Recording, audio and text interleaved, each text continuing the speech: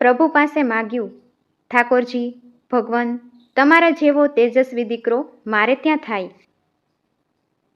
અને ભગવાન મહાદેવે કહ્યું, મારા જેવો સંસારમાં બીજું કોઈ નથી, માટે હું એટલું જ કહું છું કે તમે માગ્યું છે અને મારે આપવાનું છે, તો હું એટલું આપીશ કે મારા જ અંશ સ્વરૂપે હું તમારો દીકરો બનીને આવીશ. તમારે ત્યાં ભગવાનને દીકરો બનાવવાની તાકાત તો જુઓ, સાધનામાં પડી છે. મારા અંશાવતાર રૂપે હું 11મા રુદ્ર તરીકે તમારે ત્યાં દીકરો બનીને આવીશ. પછી એક કથા બીજી પણ છે કે પવનદેવે કર્ણરંધ્ર દ્વારા પોતાનું તેજ માં અંજનાના ઉદરમાં પધરાવ્યું અને ભગવાને શિવ અને પવનદેવ આ બેવની કૃપા ભેગી થઈ શિવ પોતે પોતાના અંશને માં અંજનાના ઉદરમાં પ્રસ્થાપિત કરે છે. સમય પછી સમય વ્યતીત થવા લાગ્યો અને એ સમયમાં બરાબર શિયાળો ગયો, ઉનાળો આવ્યો, ઉનાળાના પણ ફાગણ મહિનો ગયો, ચૈત્ર મહિનો આવ્યો, ચૈત્ર મહિનાની એકમ, બીજ, ત્રીજ આમ કરતાં કરતાં રામનવમીનો સમય પસાર થયો. ત્યાર પછી પૂર્ણિમાનો દિવસ આવે અને કહેવાય છે કે ચૈત્ર સુદ પૂનમ અને મંગળવારના દિવસે સ્વયં માં અંજનીના કુખમાંથી ભગવાન ભોળાનાથ, ભગવાન શિવ, પરમાત્મા પોતે ભગવાન હનુમાનજી મહારાજના રૂપમાં પ્રગટ થયા છે. બોલીએ શ્રી હનુમાનજી મહારાજની જય. હનુમાનજી મહારાજનું પ્રાગટ્ય થયું, પુત્ર રૂપે પ્રગટ્યા છે. બાળકની તેજસ્વીતા કેટલા એવા લોકોની આંખોને આંજી દે એવી. આંખોનો રંગ પીળો, કાનમાં સ્વર્ણના કુંડળ હતા, મસ્તકમાં મણી ઝળતું મુગુટ પહેર્યો હતો, ખંભે જનોય છે, લંગોટનો કછોટો વાળ્યો છે, હાથમાં જેને વજ્ર ધારણ કર્યું છે, કેડમાં મૂજની કટી મેખલા છે અને એવા હનુમાનજી મહારાજનું પ્રાગટ્ય થયું છે. બધાના તેજ પુંજથી બનેલું, પવનદેવની તાકાત, ભગવાન મહાદેવનો અંશ, અંજનાની સાધના, આ બધાના તેજોપુંજથી બનેલું એક બાળક એટલે સ્વયં ભગવાન હનુમાનજી મહારાજનું પ્રાગટ્ય થયું છે, જેને જન્મતાની સાથે જ પરાક્રમ કર્યું. માં સારી હોય તો સંતાન સારું થાય, એમ માં અંજનાએ હનુમાનજી મહારાજે ઉદરમાં હતા અને એની બાલ્ય અવસ્થા હતી. એ માએ શૌર્યની વાતો બહુ કરી. એકવાર માતાજી ફળફૂલ લેવા બહાર ગયા, ઘરમાં કોઈ હતું નહીં.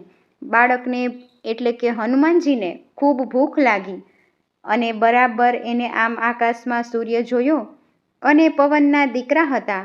પક્ષીઓને ક્યાંય કોઈ દિવસ ઉડતા શીખવાડવા પડ્યું એવું તમે કંઈ ટ્યુશન સાંભળ્યા?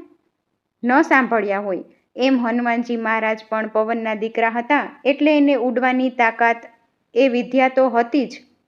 વારસામાં આવ્યું હતું. એ વારસામાં આવેલું એણે આકાશ તરફ ઓળી અને સૂર્યને ગ્રહણ કરી લીધો. જ્યારે સૂર્યને ગ્રહણ કરે છે, બાલ સમય રવિ પક્ષ લિયો તબ, તીનહુ લોક ભયો હથિયારો, તાहि સૂત્રાસ भयो જગ को यह, संकट काहू सुजात नारो, देवन आन करी विनती तब, देवन आन करी विनती तब, छाड़ी दियो रवि कष्ट निवारो, को नहीं जानत है जग में कभी, संकट मोचन नाम तिहारो, को नहीं जानत है जग में कभी, સંકટ મોચન નામ તિહારો. જ્યારે સૂર્યને ગ્રહણ કરી લીધો છે, આખા આ વિશ્વમાં અંધકાર છવાયો, ત્રણેય ભવનમાં અંધકાર થઈ ગયો અને એ વખતે ઇન્દ્રને કારણે સત્તા ઇન્દ્રની એટલે આ બધું સરખું કરવાનું કામ પાછું ઇન્દ્રનું, આ બધાને ન્યાય આપવાનું કામ ઇન્દ્રનું, એમ ન્યાય થવો જોઈએ. અને ન્યાય કરવા માટે ઇન્દ્રએ જોયું કે આ કર્યું કોણે. એક કથા એવી છે કે જે મેં સાંભળી અને વાંચી છે, ગ્રંથોમાં છે કે જ્યારે હનુમાનજી મહારાજ સૂર્ય તરફ ગતિ કરતા હતા એટલે પવનદેવને થયું કે અમારો દીકરો સૂર્ય તરફ જાશે તો હમણાં બળી જશે કદાચ એના તાપથી. એટલે એ સમયે પવનદેવ શીતળતા બની અને એની ચારે બાજુ વીંટળાઈ ગયા. એ હનુમાનજી મહારાજ સૂર્ય સુધી પહોંચી ગયા. ત્યાં પહોંચીને એને સૂર્યને ગ્રહણ કરી લીધો. ચારે બાજુ અંધકાર થયો. એટલે એ સમયે હનુમાનજી મહારાજને સાથે ઇન્દ્રનું યુદ્ધ થયું. એ યુદ્ધની અંદર ઇન્દ્રના હાથમાં રહેલા વજ્રથી હનુમાનજી મહારાજની દાઢી તૂટી ગઈ. હનુ કહેતા દાઢી મેં ગઈ કાલે. હનુમાન શબ્દનો એક અર્થ તમને આપ્યો હતો. હનુ કહેતા દાઢી તૂટી, છતાં એ હનુમાનજી મહારાજ બાળક સ્વરૂપમાં એની સામે લડવા માટે, યુદ્ધ કરવા માટે તૈયાર થયા. એટલે જેને દાઢી તૂટી ગઈ એને વજ્રનો પ્રહાર થાય અને એ માણસ પાછો ઊભો થાય, એને કેટલું બળ હશે? વજ્રથી જે ઘાયલ થયેલો માણસ પાછો ઊભો થાય અને એણે જ્યારે યુદ્ધ કરવા માટે એની હારે તૈયાર થયા, એટલે ઇન્દ્રએ પછી એને આશીર્વાદ આપ્યા. ઇન્દ્રએ એને નામ આપ્યું કે તું ચિરંજીવી થઈશ, તને મારા આશીર્વાદ છે, અને સાથે સાથે આજથી તારું નામ હનુમાન રાખીએ, જેનામાં બળ છે, અતુલિત બલધામ. પણ આ અતુલિત બળધામ એના માટે તમને કહેવું છે કે હનુમાનજી તો ખાલી ધામ છે, બળ તો મારો રામ છે. માં અંદર બળને રહેવાનું ધામ ખાલી હનુમાનજી છે, બાકી બળ તો શ્રી રામ પોતે છે. હનુમાનનું નામ આપ્યું છે, ત્યારથી એ હનુમાન કહેવાયા. આ વીરતા જોઈ બધા દેવો ત્યાં આવ્યા અને બધા દેવોએ પોતે એક એક આશીર્વાદ આપ્યા. સૂર્યદેવે કહ્યું, ભણવાની અંદર તું ખૂબ હોશિયાર થઈશ, તને મદદ કરીશ. અનેક દેવતાઓએ આવી અને એને આશીર્વાદ આપ્યા. દેવતાઓએ જે આશીર્વાદ આપ્યા એનું કારણ એક હતું કે હનુમાનજીમાં ગુણ બહુ હતા. એના ગુણોનું વર્ણન સ્વયં ભગવાન શ્રી રામ અગસ્ત્ય મુનિને કહેતા બતાવે છે. ક્યાં ક્યાં ગુણો હતા હનુમાનજીમાં? શૌર્યમ, દાક્ષમ, બલમ, ધૈર્યમ, પ્રાજ્ઞતાનય, સાધનમ, વિક્રમસ્ય, પ્રભાવસ્ય, હનુમતિ કૃતાલયા. હનુમાનજી મહારાજની અંદર શૂરતા, નિપુણતા, બલ, ધીરતા, બુદ્ધિ, નીતિ, વિક્રમ અને પ્રભાવ આ બધું હનુમાનજીમાં વસે છે. શૂરતા એટલે શૌર્ય, અને શૌર્ય એ આત્માનો સૌથી મોટો ગુણ છે. કોઈ પણ યોદ્ધા હોય પણ એમાં શૌર્યતા એ અનિવાર્ય ગુણ છે. તમે બજારમાંથી હથિયાર ખરીદી શકો, પણ બજારમાં તમને શૂરવીરતા ન મળે. શૂરવીરતા અંદરથી જ આવે છે. શૂરવીરતા માણસને અંદરથી પ્રગટે તો શૂરતા એ હનુમાનજી મહારાજનો આત્માનો ગુણ હતો. સિંહની કદ કરતાં બળદનું કદ મોટું હોય છતાં સિંહમાં શૌર્યતા છે, કેમ કે જન્મજાત શૂરતા ભરી છે. બીજું નિપુણતા. શૂરવીરતા હોય પણ નિપુણતા ન હોય, કે કેવી રીતે આ ભારત પાસે આટલી મોટી તાકાત હોય પણ ખબર ન પડે કે આપણે કેમ આ તાકાતને ઉપયોગ કરવો, તો એ નિપુણતા કે એ શૂરવીરતા કોઈ કામ આવતી નથી. એટલે સરસ પરિણામ લાવવા માટે શૂરવીરતા સાથે નિપુણતા પણ હોવી જોઈએ, કે જેથી કરીને દરેક કાર્યમાં સિદ્ધિ મળે. તો હનુમાનજી પાસે નિપુણતા છે એનો દાખલો છે કે જ્યારે સુગ્રીવે મોકલ્યા કે આ 2 છોકરાઓ કોણ છે, જોતો જરા. કોઈ વાલીએ મોકલેલા એના કોઈ આપણે એના દૂતો તો નથી ને, એને જરાક જોઈએ તો એને જાણી આવવું. અને એ જ્યારે જાણવા આવે છે ત્યારે ખબર પડી કે આ તો શ્રી રામ અને લક્ષ્મણજી મહારાજ છે. તો એને ખબર પડી કે આની હારે મારા સ્વામીની મિત્રતા કરાવી દેવી જોઈએ. એટલે એટલી તો એનામાં નિપુણતાથી વાતો કરી, અને એટલી નિપુણતાથી વાતો કરી જેને ખાલી જોવા મોકલ્યા હતા કોણ છે, તો ખાલી જોઈને ન આવ્યા. એને એનામાં નિપુણતા એટલી હતી કે એને મિત્રતા કરી અને સુગ્રીવ હારે કરી. માણસમાં શૂરવીરતા હોય પણ નિપુણતા ન હોય તો શૂરવીરતા કંઈ કામ લાગતી નથી. ત્યાર પછી છે બળ, અને બળની વાતમાં હનુમાનજી મહારાજ વિશે કંઈ લાંબી ચર્ચા કરવી જ ન પડે, કેમ કે તમને ખબર જ છે કે હનુમાનજી પાસે કેટલું બળ છે.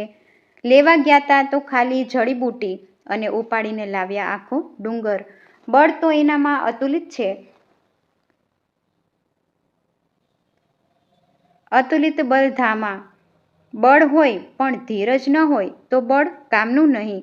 પાછું ધૈર્ય બહુ જરૂરી છે, અને પંડિત એ જ છે જે ધીરજ રાખે. દત્તમ ધૈર્ય તું સપંડિત.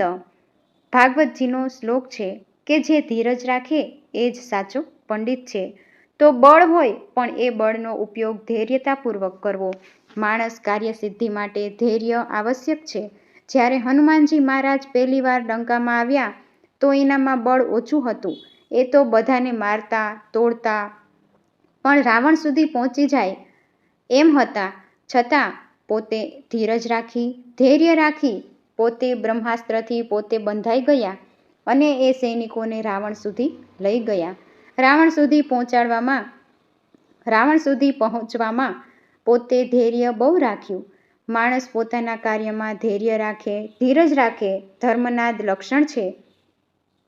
એમાં પહેલું લક્ષણ ધૃતિ ક્ષમા ધૃતિ એટલે કે દયા છે, ધૈર્ય છે. ધર્મના 10 લક્ષણોમાંનું મનુ મહારાજે મનુસ્મૃતિમાં પહેલો શબ્દ વાપર્યો છે ધૈર્ય. માણસ ધીરજ રાખે. કેટલી ધીરજ રાખવી જોઈએ? સ્વામી વિવેકાનંદજીને ગુરુજીએ પ્રશ્ન કર્યો કે માણસે કેટલી ધીરજ રાખવી જોઈએ?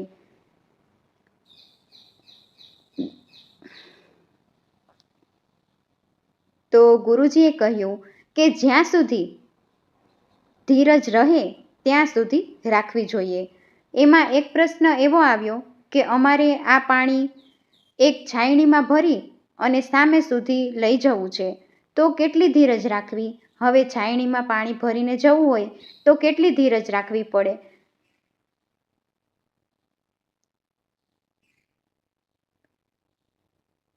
તો બોલો. તો વિચારો. સ્વામી વિવેકાનંદે જવાબ આપ્યો કે પાણી બરફ થઈ જાય ત્યાં સુધી ધીરજ રાખો. એ પાણી બરફ થઈ જાય ત્યાં સુધી તમે ધીરજ રાખી પછી બરફ તમે છાયણીમાં લઈ જશો તો સામે સુધી પહોંચો ત્યાં સુધી પાણી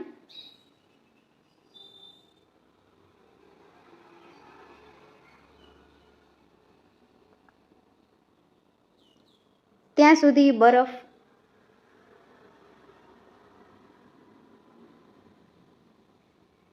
ઓગળશે નહીં અને તમે સામે સુધી પહોંચી પણ શકશો. માણસ જીવનમાં ધૈર્ય રાખે છે, ધીરજ રાખે છે, પણ બુદ્ધિ વગરનું કામ કરે તો હનુમાનજી મહારાજમાં બુદ્ધિ પ્રતિભા પણ બહુ સારી હતી. અને ખાલી બુદ્ધિ કામની નહીં, ભાવ સહિત બુદ્ધિ જોઈએ. ભાવસભર સંવેદના સપાડી. ખાલી બુદ્ધિ કામની નથી. ખાલી બુદ્ધિથી માણસ તાકાતથી ખાલી હિત ન થાય. વજ્ર જેવા કઠોર હતા પણ કરુણામય પણ પોતે એટલા જ હતા. એટલે જ એમનું નામ પડ્યું સંકટ મોચન, કષ્ટભંજન, વીડભંજન હનુમાન. આ બધું સંવેદનાનું પ્રતીક છે. રેતી હોય એનું તમારે પિંડ બનાવો, લાડવો બને તો ન બને. એમાં તમે ગમે એટલા કાજુ બદામ નાખો તો પણ રેતીમાં લાડવા ન બને. એમાં તમે તેલ ઘી નાખો કે ઘી નાખો પણ રેતીનો લાડવો બને નહીં.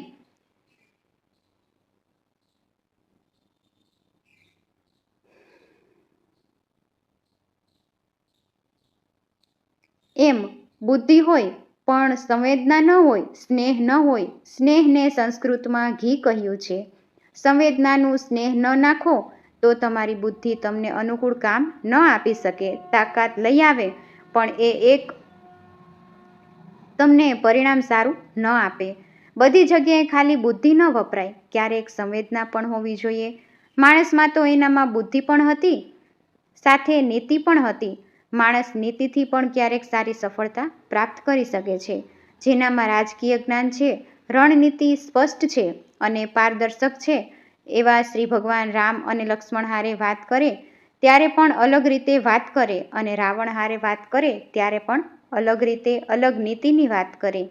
કોની સાથે કેવી વાત કરવી એ પણ એનામાં બહુ હતું. અને વિક્રમ એટલે કે પરાક્રમ એનામાં પહેલેથી જ હતું. પરાક્રમનું પ્રત્યક્ષ સ્વરૂપ એટલે હનુમાનજી મહારાજ. આપણે એના કેટલા બધા પ્રસંગોથી વાકેફ છીએ.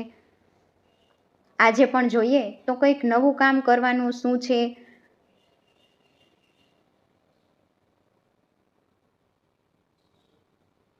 શું કે છે, લગાવ છલાંગ હનુમાનની જેમ કૂદી પડ.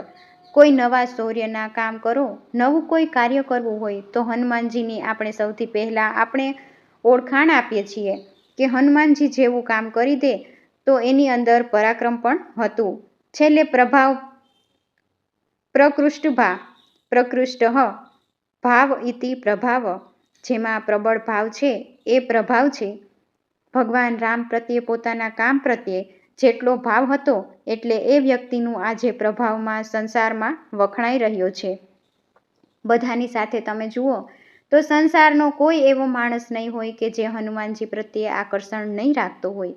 નાનો હોય, મોટો હોય, અનુજ હોય, જ્યેષ્ઠ હોય, કે મિત્ર હોય કે શત્રુ હોય, પણ જેને હનુમાનજી મહારાજ પ્રત્યે આકર્ષણ થતું હોય છે. સ્વયં રાવણ પણ હનુમાનજીના પ્રભાવથી એમની પ્રશંસા કરવાનું રોકી શક્યો નથી. રાવણે પણ પ્રશંસા કરી. આ ઉપરાંત આ બધી જ વસ્તુઓ હનુમાનજીમાં હતી. અને એટલે જ આપણે જઈને કહીએ છીએ, બલબુદ્ધિ વિદ્યા દેહુ મોહી હરહું કલેશ વિકાર. અમને બધાને બળ, બુદ્ધિ બધું આપી દો. આ સંસારમાં હનુમાનજી મહારાજને યાદ કરવાથી આપણને એનામાં ગુણોનું પ્રદાન થઈ જાય છે. હનુમાનજીને યાદ કરે છે એના જેવા ગુણો આપણને અનુભૂતિ થવા લાગે છે. બુદ્ધિર બલમ યશો ધૈર્યમ નિર્ભયત્વમ મરોગતા અજાડયમ બાપટુત્વમચ. હનુમંત સ્મરણા ભવે હનુમાનજી. હનુમાનજીને યાદ કરવાથી બુદ્ધિ, બળ, શૌર્ય, યશ,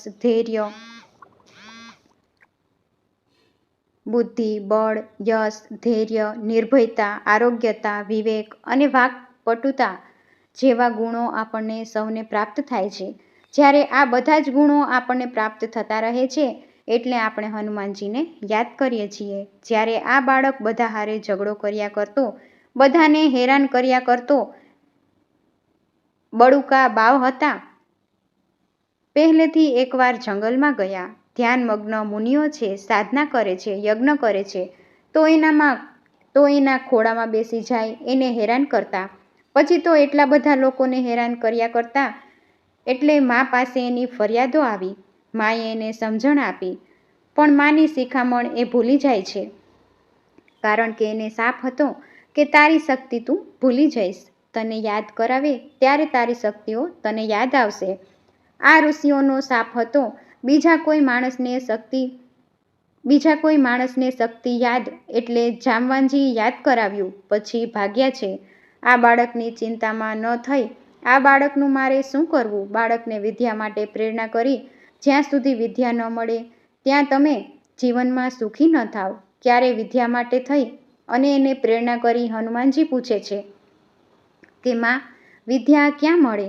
સદગુરુ પાસે. સદગુરુ ક્યાં મળે? તો કહે છે, સદગુરુને તો શોધવા પડે બેટા. અહીંયા મા અંજનીની આ કથા વર્તમાન સમયના મા બાપને ઉપદેશ કરે છે. ગમે તેવી સ્થિતિ હોય પણ પોતાના સંતાનોને ભણાવ્યા વગર ક્યારેય રાખશો નહીં. તમે દીકરો કે દીકરી ગમે તે છે એને ભણાવજો. માતૃભાષામાં ભણાવજો કે જેનાથી બાળકનો આત્મભાવ અને વિચારોથી આગળ વધે. ભાગવતજીના 7મા સ્કંધમાં કથા છે, હિરણ્યકશિપુ જે રાક્ષસ હતા છતાં એનો દીકરો પ્રહલાદ ભણવા બેસે છે. ભણીને આવે એટલે પૂછતો કે બેટા તને ભણવામાં શું સારું લાગ્યું? એમ ખાલી દીકરાઓને ખાલી તમે મોટી મોટી સ્કૂલમાં એડમિશન લઈ દો એટલું જ નહીં, પણ જ્યારે અઠવાડિયામાં સમય મળે તેમની પાસે બેસીને પૂછવું, નિશાળમાં શું ભણો છો? શું પૂછે છે? તમને શું સમજાય છે? ગમે છે? નથી ગમતું? કે નવું શું શીખ્યા અને શું જાણ્યા? એ બધું પૂછવું જોઈએ. મા અંજના પોતે વાનર હોવા છતાં પોતાના દીકરાને, પોતાના બાળકને વિદ્વાન બનાવવા ઈચ્છે છે.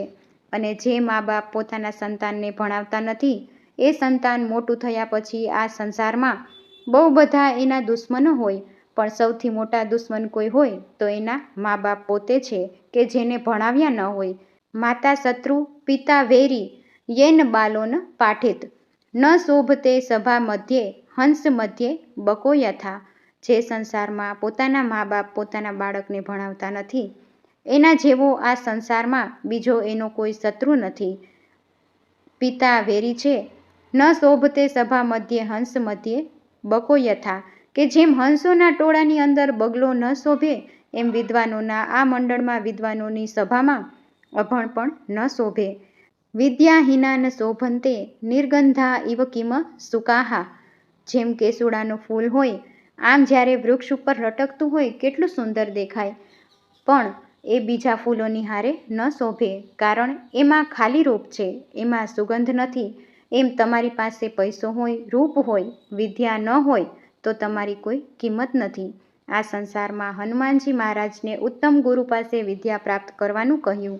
વિદ્યા પણ માત્ર પૈસો મેળવવા નહીં, આપણને મુક્તિ અપાવે. વિદ્યા વિદ્યા દદાતિ વિનયમ. વિદ્યાર્થી કે જે વિનય મળે એવી વિદ્યા લેવી. અને સીધું બીજું કહ્યું, સા વિદ્યાયા વિમુક્તયે.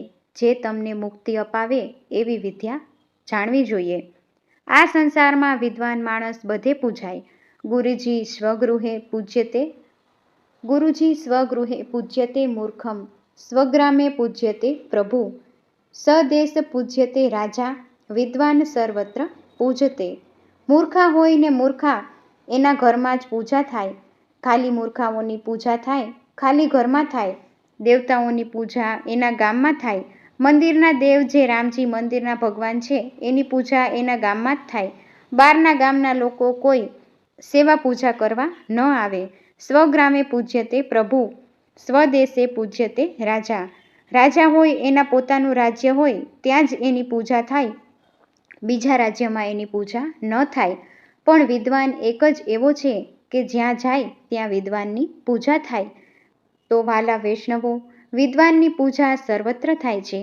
વિદ્યા દદાતિ વિનયમ, વિનયા દયા પાત્રતમ, પાત્રવા ધનમ માપનોતિ, ધના ધર્મમાં તતઃ સુખમ. માટે આ સંસારમાં બાળકોને ભણાવવા જ જોઈએ. અને હનુમાનજી મહારાજ એ ગુરુની શોધવા નીકળે છે. તો ભક્તજનો, આ હતું હનુમાનજી જન્મનું ગુપ્ત રહસ્ય. ફરી મળીશું નવા ભક્તિમય વિડીયો સાથે અને નવી માહિતી સાથે. જોડાઈને રહો ધર્મદર્પિત ચેનલ સાથે. બોલો શ્રી બાલ હનુમાનની જય, શ્રી રામની